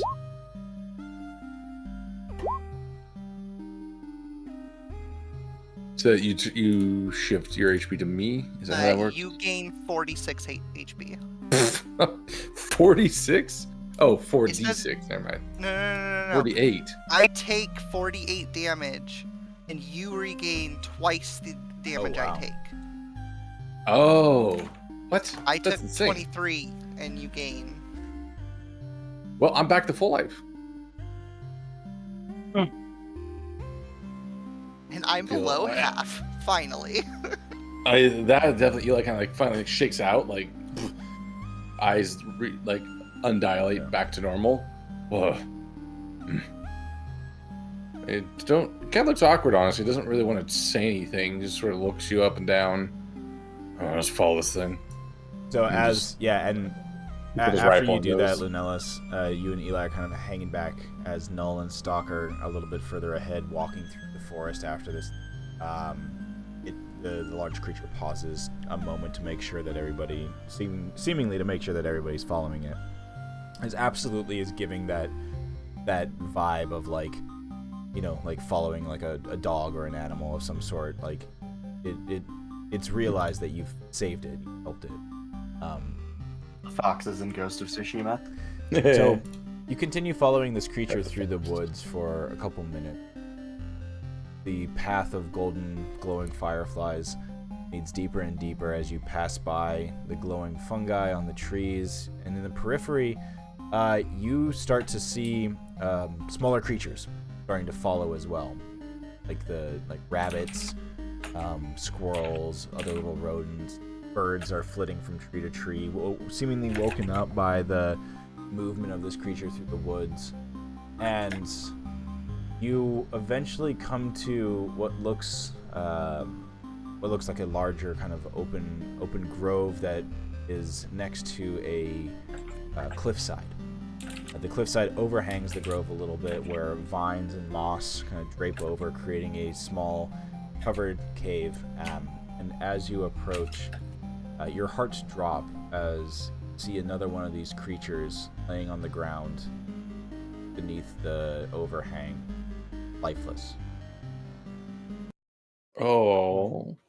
Oh no. Oh, I wish we could help you. That music cut out at the perfect time, by the way. It did. Go ahead, I'm Lunella. gonna walk over, and if it doesn't stop me, I'm gonna kneel down next to it and cast Bless the Dead. It does not stop you, and as you get closer, you can see there is. Give me a medicine check with advantage. Also, is this the body of this creature the same size as the one we were following, or a Slightly smaller bigger. one? Oh, slightly bigger. Okay. Yeah, as you get close, you can see. For one, this thing is dead. It is deceased. There's no life within it, and you can tell that there is a large, jagged wound that looks to have been. It was like it's a wound where the periphery of it, like the edges of the wound, are a deep, dark, like abyssal black, like something rotten, something poisonous, rotten, like something Infection that like words. a grievous wound that, when dealt, it was basically like this creature was dead. It was only a matter of time. Gotcha. Does it look like this was a wound that got worse, or this is what happened when the wound was? It looks like this is what happened. It looks like delivered. what happened when the wound was delivered. There may be a little bit more of like, it looks necrotic, to be honest. It looks like there is something that, the wound didn't get bigger and looks like it didn't like eat away and get larger, but you can tell that upon closer inspection, the wound itself looks like it got deeper and looks like it did get like worse, I guess you could say. Like it's not like it's spread, but you could see there was some sort of vile necrotic energy that took hold as soon as whatever attack or whatever happened to this bird. Thinking back, would we connect that to the glaive? Probably. You can give me a nature check, if you're approaching and taking a look as well. Oh, yeah. I will take a look as well. Yeah, so you you actually don't think that seeing like the glaive that creature was using, it seems like it's a wound from a similar type of weapon, but you don't recall that weapon that was wielded by that creature, by that gnoll, having any sort of necrotic attributes to it or looks to it. So Gotcha. similar wielded by, or similar weapon, but probably with some other something else to it. Yeah, same make, Yeah, different yeah. model. I'm gonna cast that. What the fuck? It's speak with animals. Oh, interesting. Okay. And I'm not sure if this thing is a beast. But I'll just be like, Yeah, speak out. yeah, I'll just be like, sorry that this happened. Unfortunately, I don't think we can do anything to help. The large creature turns and looks at you, leans down, bows its head in your direction, and you hear within your cranium, within your circuits, a echoey voice that says, "I thank you for your assistance. My mate was not as lucky. The vile hunt got to them before I could save them."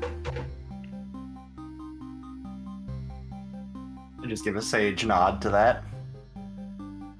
Your assistance is greatly appreciated, and as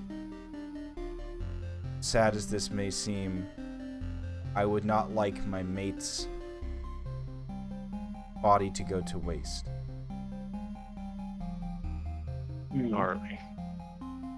I will, after, discussing that, like, you guys, I would be making, like, weird router noises. But I would turn back to everybody and be like, they don't want their mate's body to go to waste. I think they want us to, harvest what we can from it. Oh, do we eat it?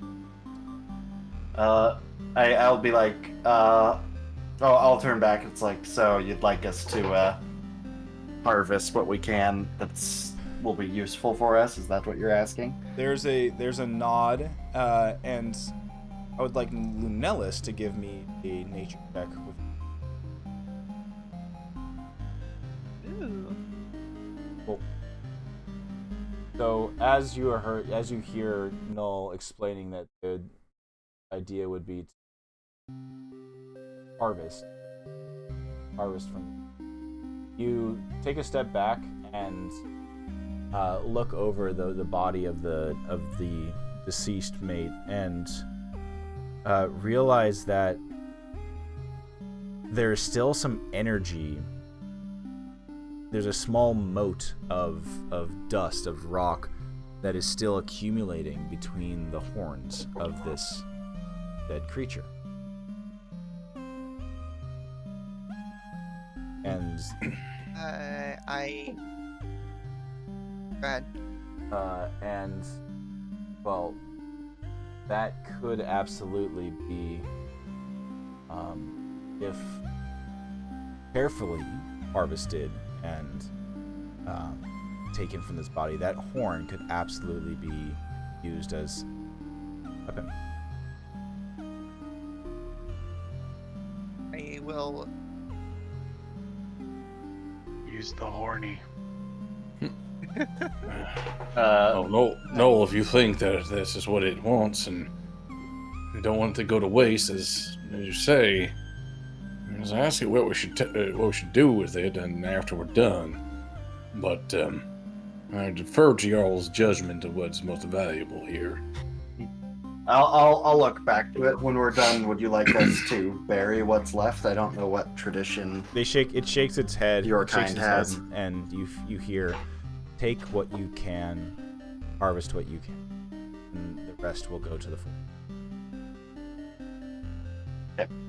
I'll just look back to wants us to harvest what we can, and the rest will go back to the forest.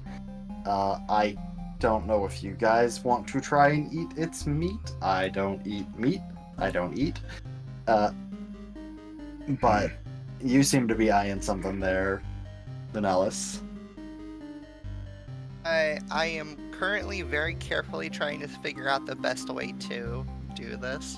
Would you like some help? I'm weirdly Well, it depends on what I have to roll. It would be survival. Right, and also It would be a that survival comes up. check. Oh, survival? Alright. Well, I mean, I wouldn't deny the help, but I'm not sure if I need it. Well, who's the one who should be taking this? wow. Which one of us has a higher survival? Do you think? The thing is, I would say What's your survival? thematic. I got a +6. I have a 7. I'll say, Well, then I will assist you. well, Okay, if what, Chuckles? I'm trying to talk. I would cast this anyways, on whoever's going to do this, Oh, and it's cool. just that enhance ability. And this would be for wisdom, and then I also. Wait, no, that's concentration, isn't it? Yeah. Okay. So I cast it, then I'd be kind of standing over and being like, well, I don't know too much about this, but looks as a ligament there, and that flesh looks a little bit crusty, and like kind of just giving some insight as you're working through it. Luna seems way too comfortable with dissecting the parts off of. Yeah, Eli's already a little bit weirded out by this whole thing, so he's just sort of, all right, well, So you do you there. I also love the fact that There we go. Luna is way too comfortable. I think Luna Doc- is very uncomfortable to start, but then she gets some assistance. You're welcome. Was that stock as yeah, I would say like Lunellus is concentrating on like the horn, basically removing the horn very like carefully from the skull of this creature, but Stock you wanted to consume. Oh no, Stock would go over to Lunellus and just be, wow, Lunellus, you're very good at taking parts out when the parts were in. Our parts move around inside us, but these ones all stay the same until you move them. That's special. You're very good at insides and outsides. Nice. Very proud of you. And then Aw. Stock will Go Go ahead. Good job. Luna immediately gives Stock a hug. Oh. Go cross the membranes. And then I also Stock will just say, imagine Luna gives him a hug and is just completely coated in gore. oh I god, it don't is think like, Stock Yeah, it would would just get care. slurped in. no, Yeah. a bunch of the gore would just float inside Stock at that point, and it would just be like, oh, thank you for the gift. Excellent. Oh. Yeah, so are we just gonna have a fucking moon cannon like on the side of our castle now? So Lunellus I would does like successfully to harvest look at the yes. antler, or the horn, specifically, and as the horn gets harvested, the other creature, the alive creature, is now just kind of settles down and sits next to its fallen mate, and as the other creatures of the forest kind of come out of the periphery, it just lays down next to it and turns its head to you all and bows its head once more as if giving thanks. Eli will tip his hat. I'll make some more router sounds and give my condolences one last time. And I would ask Noel to ask it if it would be okay for me just taking some of the bones and leaving the rest. I would relay the nods. message. I give the okay hand. Yeah, so whatever, with that roll, Lunellus, whatever you'd like to take from this creature, you get. I would like, well, the antlers, and then whatever constitutes a pile Sure. of bones, and as many Yeah, of those absolutely. as I can. Yeah, like some of the longer bones from like the legs, and maybe a couple like the Yeah. ribs and stuff like that. So yeah, you're able Right. to harvest, and you all leave the grove behind, leave this majestic creature to its grieving, and the fireflies lead you back towards the path that you fought upon, and you can see the tower of Yidkaru in the distance, close by, where your ride awaits. So is the antlers, are they like able to be handheld in size, or is it like we're gonna mount it on the castle? The antlers so interestingly, the creature was bigger. Like this one, the mate was larger than the one that you fought alongside. However, the horns were a little bit smaller. Gotcha. Interesting. Compensating. Well, Mhm. yeah, and well, you do get back to the castle. You step back inside, and the Thir raises the castle up again above the tree line, and you hear them call down from the pilot room, the Castilian chamber. So what happened out there? Everything okay? We helped the deer thing. It had a mate that died. But we harvested its antlers because that's what its living mate wanted us to do. Also cleared out a no war band. Hope it hurt We also anyone did else clear for out now. a Knoll warband, which was very confusing when everybody kept saying Knoll, and I looked and, they were talking about Knolls, not Knoll. You gotta hear the G when Silent I'm talking. G. Yeah, you gotta say Gnoll. They're from here on out, if I'm part of the group, they are Gnolls. No, you have to understand that Knowles mean Knowles, and Knoll means you. And Well, can we it's call easy, them- and honestly, it's easy. Can we just call them fuzzies, or maybe there's another word for it? Stop it. So Furries? Knolls. I'm sorry. Was that racist? as the castle raises up and stomps forward again towards your eventual destination. The next few days pass fairly uneventful. Lunellus, I'd like you to give me a series of a few checks. Another survival check with advantage because you have some friends helping you, and then a nature check and a medicine check. Actually, 2 survival, 1 more survival. Sorry, 1 more survival. All Yeah. of them at advantage? Wow. Obviously, okay. like I would be 6. using. And then a nature check. Or if I could use, I don't use guidance and everything because it's just like the cop out video game, just throw guidance and everything. But there's anyone in particular. Yeah, so I could maybe throw on it this last one with the maybe nature one of those helping rolls. out a bit. As you Oh, guidance is D6. D4. D4. And add a D4 to that last nature. Cool. All right. So over the course of the next few days, as the castle trundles onwards over the terrain towards your Lunellus, you take some of the bones that you harvested as well as the horn, and realize this thing could be together as a wieldable weapon. You craft an item.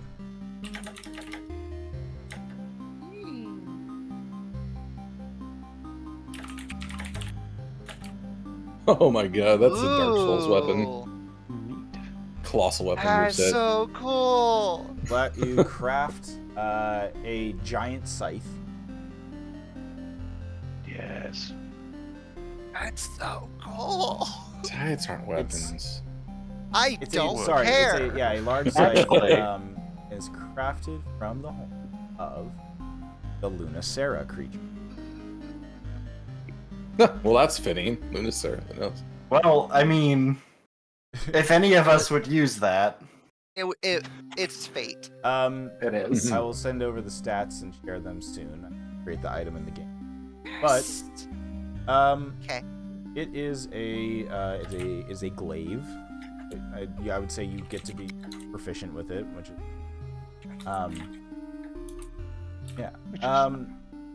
it is an interesting glaive where it has, well, here, it'll be an item in the game, but here is the file is too powerful. Fuck you. Never mind. Let's see. What's too powerful? Wait, Huh? what?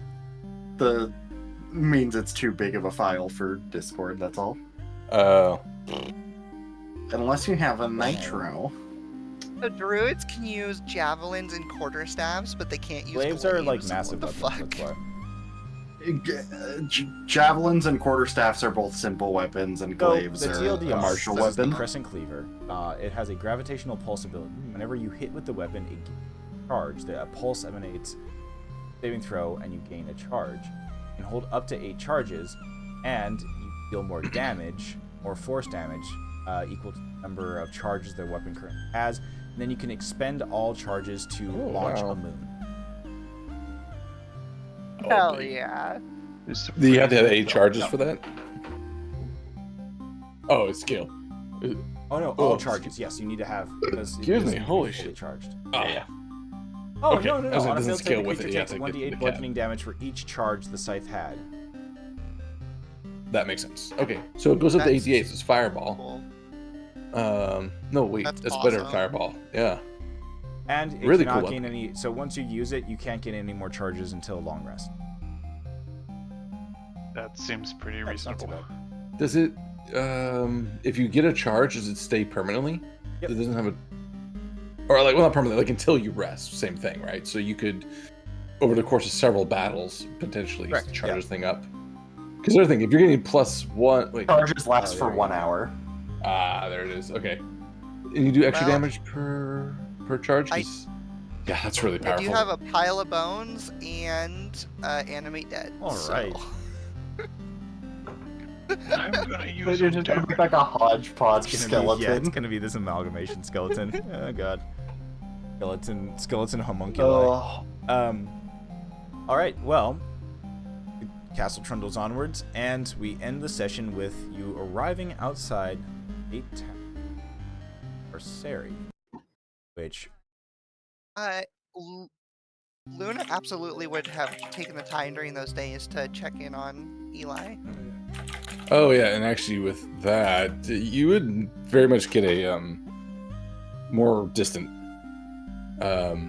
Not like you don't get a sense he's blaming you or like feeling odd about it. He just doesn't want to be interacting with anyone. He's gonna what do you say?